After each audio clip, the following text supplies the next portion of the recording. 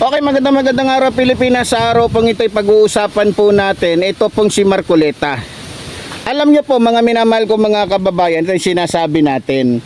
Talagang iisa po yung kanilang mga galawan. Iisa po yung kanilang mga kaartihan. Iisa po yung kanilang mga estilo. Eto, tingnan nyo ha. Nung nasa labas po si Marcoleta, sobrang lakas. Walang lumabas na mga sakit. Walang finding ng mga doktor na ganito ang kanyang sakit, ganito ang kanyang nararamdaman. Pero ngayon nakita ninyo mga minamahal ko mga kababayan, kung ano-anong mga kaartihan ang lumalabas ngayon. Kung ano-anong mga naririnig natin. Kung ano-ano ang mga nagiging ng finding ng doktor mismo ni Marcoleta. Alam nyo, sa totoo lang, marami pong pulis dyan sa Krami na membro po ng Iglesyang Sungayan. At base sa akin na alaman na yung nag-check up dito kay Marcoleta ay membro nila. Kaya makakalusot yung kanyang kasinungalingan at sasakyan niya ng kanilang mga membro. Dapat tignan pong mabuti o imbestigahan po yung mga nag-check up po. Tignan yung background ng mga pulis na nasa paligid ni Marcoleta. Mukhang hindi naman daw nakakulong si Marcoleta doon. Malaya lang. Nakakakilos. Pero, ang pinapalabas sa media, may sakit. Talaga naman. Alam nyo mga kababayan, ako'y nalulungkot po ko dahil estilo po ni Gloria Macapagal Arroyo yan Basta mga malalaking tao pag nakukulong, laging may sakit. Si Bunuan, ganun din. Ngayon, naka-wheelchair na.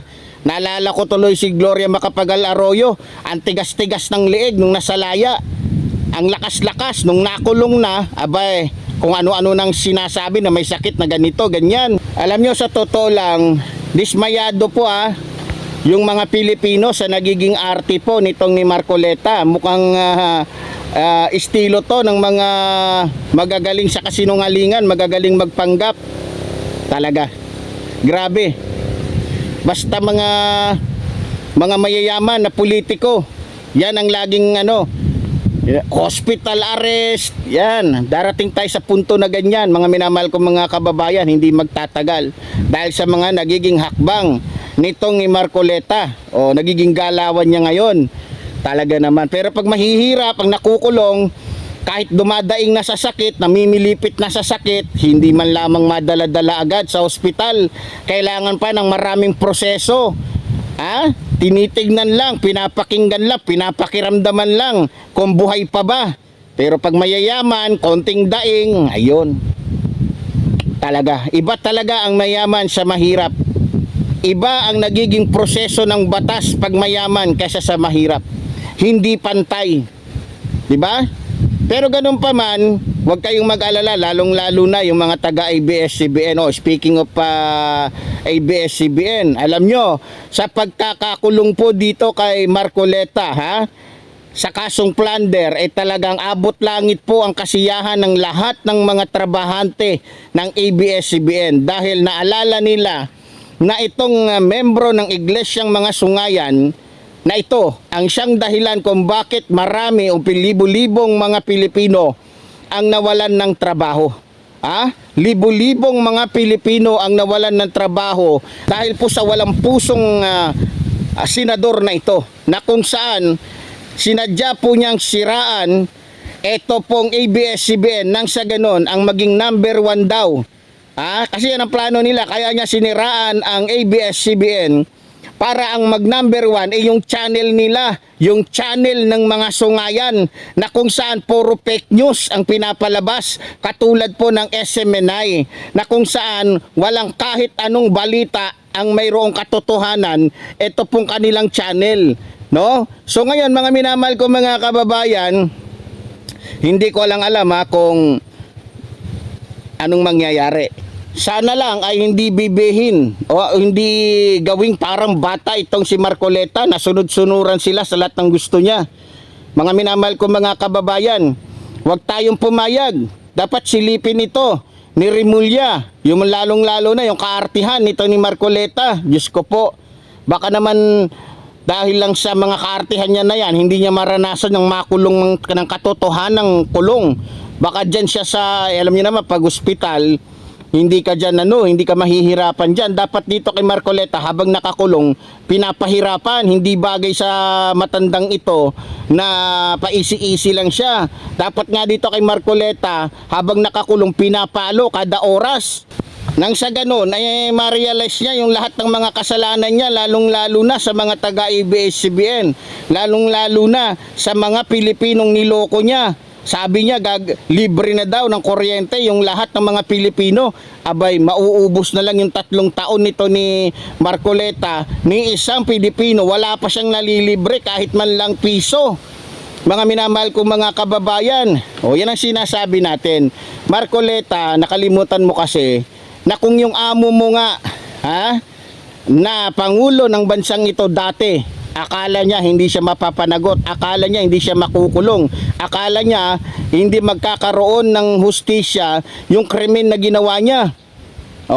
Ngayon na-realize mo na kahit ikaw ay nakatungtong sa sungay ng mga membro ikaw ay nakatungtong sa sungay ng pinakasungayan sa inyo, pwede ka pa rin papanagutin. Alam mo Marcoleta, mas higit ang Diyos kesa sa pinuno mo. Mas higit ang tunay na Diyos kesa sa pinuno mo na pinapaka-Diyos ninyo.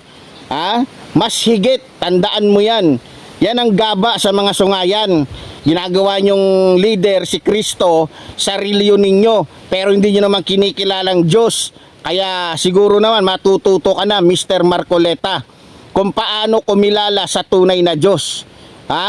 Hindi man ako sa'yo, wala akong personal na galit sa'yo, Mr. Marcoleta. Kaya kita binabatikos para sa mga Pilipino. Dahil pagka sila yung nagsalita, wala kayong ibang hakbang, wala kayong ibang pagbabanta, kundi ikukulong, ipapahuli, ipapaganon, ipapapatay, lahat-lahat na lang. Ganyan kayo Kaya nga, ako na lang ang nagsasalita para sa mga Pilipino. Dahil kung sila ang magsasalita, tatakutin nyo na naman sila. Tatakutin nyo na naman, sasabihin nyo ganito, ganyan. Tingnan nyo ngayon, yung rally na ginawa ninyo, kayo na yung may kasalanan, tapos ngayon magbabanta kayo kung sino naglalabas ng fake news tungkol sa rally ng ganito, ng mga sungayan, ganyan. Tinatakot nyo. Yan ang hirap sa inyo Pero ngayon, Marcoleta, gusto kong sabihin sa'yo, tama na yung pag-iinarte. Hindi ako naniniwala na may sakit ka. Dahil yung mga taong katulad mo ay hindi dinadapuan ng sakit yan. Kurikong pwede pa. Yan ang hirap sa inyo Dapat magkaroon tayo ng batas na hindi porket mayaman, konting konting agay, hospital agad. Dapat ipakita natin na pantay-pantay ang pagtrato sa mga mahihirap at mayayaman. Yung iba, tsaka nyo lang titignan, tsaka nyo lang sisilipin, pagpatay na. Maraming mga nakakulong sa mga kulungan sa Pilipinas.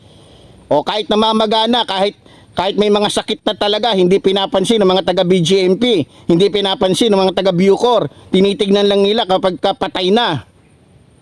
Dapat maging patas kayo. Wag yung porkit mayayaman tong mga taong ito, konting agay, dadalhin nyo na agad sa hospital. Wag ganun. Huwag kayong magpakatuta sa mga politikong mayayaman. Siguro, hindi ko lang alam pero kung akong tatanungin, kung ako ang DILG, hindi ako papayag na bigla na dalhin agad sa hospital to. Hayaan nyo siyang mangisay. Hayaan nyo siyang kaartihan talaga ng mga mayayaman yan. Ang hirap sa inyo pero ganun pa man, mga minamahal ko mga kababayan, masaya pa rin ako, masaya pa rin ang mga Pilipino kahit pa paano. Nakaganti na rin ang Channel 7 at Channel 2 dito po kay Marcoleta sa kanya pong ginawang kababuyan, kahayupan sa mga tauhan ng Channel 2, lalong-lalo na sa pamunuan ng Channel 2. Diba? Ano ka ngayon, Marcoleta?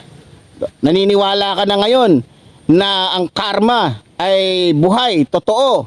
Yan ang hirap sa'yo, hindi porket akala mo siguro dahil senador ka na, mga kakampi mo, mga senador, kakampi mo, isang magnanakaw na vice president, lagi ka na lang nasa taas, hindi ka mahuhulog. Ano ngayon ang pakiramdam? Naligtas ka ba ng reliyon mong mga sungayan? May nagawa ba sila para sa'yo? Napigilan ba nila? Wala. Ayun ang sinasabi ko sa'yo, Marcoleta. Matuto ka sana kahit minsan sa buhay mo bago ka man lang mamayapa sa mundong ito. Ilang taon na lang ang itatagal mo, Marcoleta. Magpakabait ka na, magpakatotoo ka na. Huwag kang manatili sa ugaling sungayan. Ha? Ibigay mo din yung perang mga na pwede mong ibigay pamahagi sa mga Pilipino. At tuparin mo din yung pangako mong 2,000. Walang niya ka talaga. O, ngayon, nasaan na? Ano na? E di hanggang panood ka na lang sa nangyayari sa Senado. Yun ang sinasabi ko sa inyo. Mga ano kasi kayo, mga piling kayo, mga Superman, akala ninyo kayang-kaya na ninyo si PBBM. O ano ngayon nararamdaman ninyo? Na pinatulan na kayo ni PBBM? Ha? Masakit ba? Masarap ba yung hagupit ni PBBM? Hindi, di ba? O, pero kayo ang may gusto niyan. Kayo ang naghangad na mangyari sa inyo yan. Si PBBM walang plano. Wala. Pero hinamon nyo ang kanyang kakayanan o kanyang karunungan o kanyang kapangyarihan. Yan ngayon ang napalanin nyo. Natulungan ba kayo ni Vice President Sara Duterte? Nailigtas ba niya kayo? Yung sarili nga niya ngayon, hirap na hirap siyang iligtas yung sarili niya. Kaya gamit na gamit niya yung milyong-milyong piso na ninakaw niya sa mga Pilipino. Oh, ano na? So ganun pa man, sana maging leksyon ito sa inyong lahat, lalong-lalo na sa mga DDS, lalong-lalo na sa mga politikong katulad ng mga Duterte. So muli po, tulad po rin sinasabi ninyong lingkod, mabuhay pa ang tingin ng bayan, mabuhay pa nagmamahal sa ating ng bayan. Maraming salamat po.